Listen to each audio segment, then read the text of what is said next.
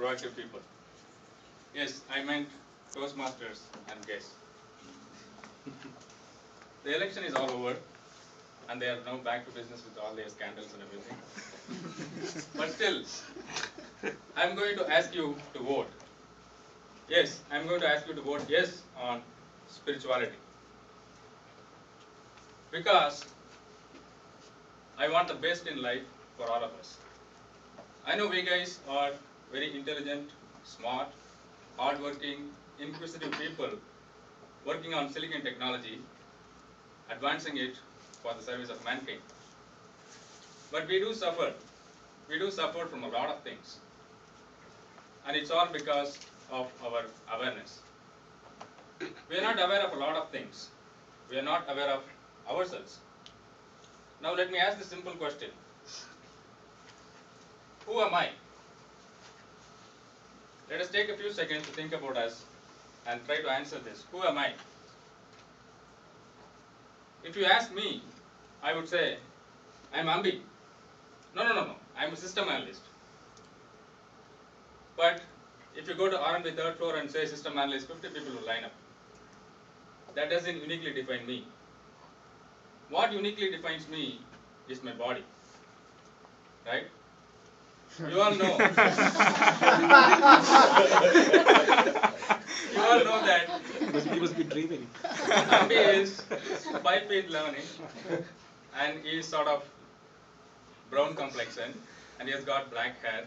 Some of it is actually turning grey, which is why he is talking about this topic. So, the body uniquely defines me and same as you, right? Each one of us have a unique body. Is that all? No. I have something more than that. I have what is called my mind. Today morning, my mind told me, at 12 o'clock, you are going to SC 12 620 for giving your ninth speech. But then my other mind said, wait a minute, how about the free fruit? If you go late, you are not going to find the bananas. But still, that's how my mind is, talking about my mind. But there is some goodness in me that brought me here. Oftentimes we forget our goodness and we leave it for somebody else to recollect the goodness that we were. And that's what I call the soul. So I guess we agree on all these that we are not just a body, a mind, or a soul. We are a unique completion of all these three together. That's what makes us very unique, right? So if we know about all these, and if we take care of this, we can have a healthy, sufferingless life, right? So you can say, go to a gym, go to a fitness center. And if I go to a fitness center, and if I tell my fitness coach, I need a sufferingless life, the first thing he will tell, you know what you need is a six-pack. Today all I have is just one pack, which eats away all the fruit, right? So, he's giving me that advice based on what he knows. He doesn't consider my other aspects, the mind and the soul, right? Now, talking about the soul, what can we do? There are hundreds of self-help books. A lot of them say, overnight you can become a millionaire. Overnight you can solve all your relationship problems. And in fact, today I saw on Amazon, there is a book that says, Fatigue to Fitness in Easy 8 Steps, $10. The moment I saw that, I thought, what if I wrote a book, Fatigue to Fitness, Easy 4 Steps, $5. If I make sure I put it right next to that in Amazon, definitely some people will buy my book too. So, talking about mind and self-help books, that's how it is. And talking about soul, I don't know if anybody really takes care of creating great souls on this earth. I wish the politicians did that. But at the end of the day, all they are end up doing is creating terrorists and war victims, unfortunately.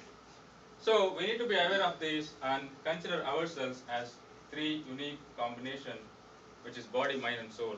And if these are taken care, we can have a sufferingless life.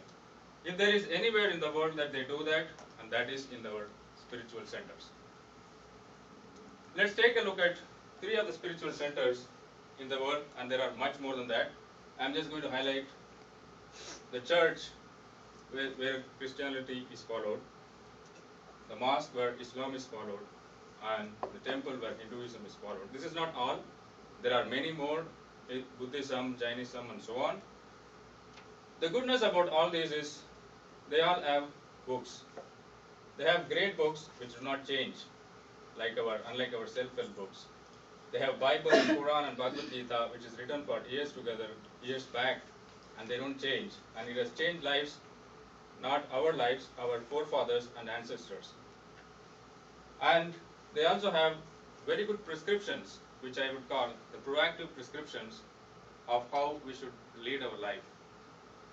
Right? They have a lot of specifications on how we should do prayer, how we should meditate, and that takes care of our body.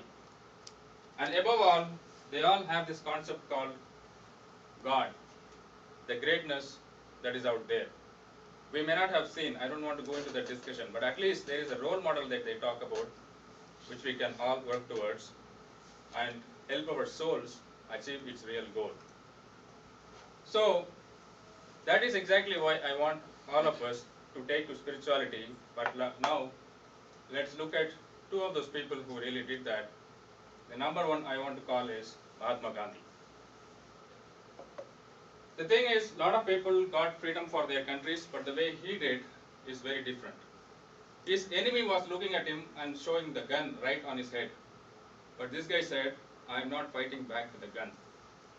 I am going to do tolerance and non-violence, and in the process, I might die, but I am going to end up teach my enemy a lesson or two. And at the end of the day, he got freedom for his country. The other one I want to talk about is Steve Jobs himself.